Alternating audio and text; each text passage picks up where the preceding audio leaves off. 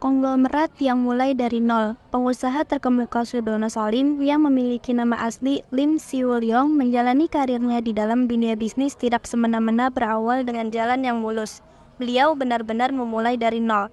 Lahir pada 16 Juli 1916 di Fuqing, Fujian, Tiongkok. Beliau merupakan anak dari seorang petani yang putus sekolah di umur 15 tahun. Dia akhirnya ikut serta membantu keluarganya kala itu dengan berjualan mie.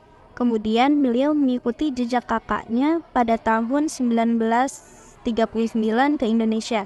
Dari Tiongkok, beliau menggunakan kapal dagang Belanda yang membawanya menyeberangi Laut Tiongkok selama 1 bulan untuk tiba di Indonesia. Berawal dari cengkeh. Setiba di Indonesia, tepatnya di daerah Kudus, Sudono Salim memulai perjalanan hidupnya sebagai pekerja buruh pabrik tahu dan kerupuk. Setelah itu, beliau mencoba peruntungan dengan bisnis cengkeh dan tembakau. Percobaan tersebut ternyata membuahkan hasil, karena bisnis cengkeh dan tembakaunya berkembang pesat. Bahkan, beliau sempat menjadi bandar cengkeh dan tembakau di Kudus. Beliau juga memiliki bisnis sampingan sebagai pengimpor tekstil dari Shanghai. Kebangkrutan. Namun, Sudono Salim harus mengalami pengalaman pahit kembali karena bisnis cengkeh yang dikelolanya tersebut bangkrut. Bukan dari kesalahannya sendiri, bisnis cengkeh tersebut bangkrut karena adanya invasi dari pihak Jepang yang membuat hampir semua kegiatan masyarakat Indonesia menjadi terhenti.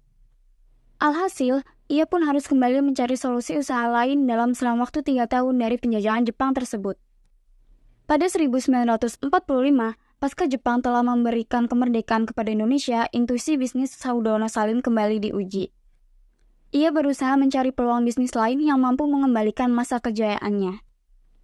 Melihat bangsa Indonesia yang masih berjuang melawan Belanda yang ingin berkuasa kembali, ia memutuskan untuk berbisnis kebutuhan logistik, kebutuhan medis, hingga persenjataan bagi tentara pejuang.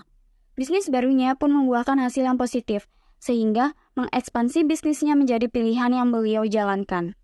Perjalanan kerajaan bisnis dimulai pada tahun 1969 bersama dengan Johar Sutanto, Sudwikatmono, dan Ibrahim Rizjad. Beliau mendirikan perusahaan tepung terigu bernama PT Bogasari yang di dalam perjalanannya menjadi perusahaan tepung terigu terbesar di Indonesia. Tidak berhenti, beliau pun juga terus mengekspansi bisnisnya. Beriring berjalannya waktu, beberapa perusahaan terbesar di Indonesia pun berdiri dan terus aktif hingga sekarang, seperti PT Indosimen Tunggal Perkasa, PT Metropolitan Development, Bank Sentral Asia, dan PT Indofood Sukses Makmur. Menjadi salah seorang terkaya di dunia, berkat perjuangannya dari nol, beliau pernah masuk ke dalam daftar 100 orang terkaya di dunia dan di Asia. Bahkan, bisnisnya pun sekarang sudah diberikan kepada anaknya, yaitu Anthony Salim. Beliau sudah menikmati hari tua di Singapura dan tutup usia pada 10 Juni 2012 lalu. Dari perjalanan hidup beliau, bisa dilihat apabila kamu ingin menjalankan bisnis, harus memiliki tekad serta semangat yang tinggi.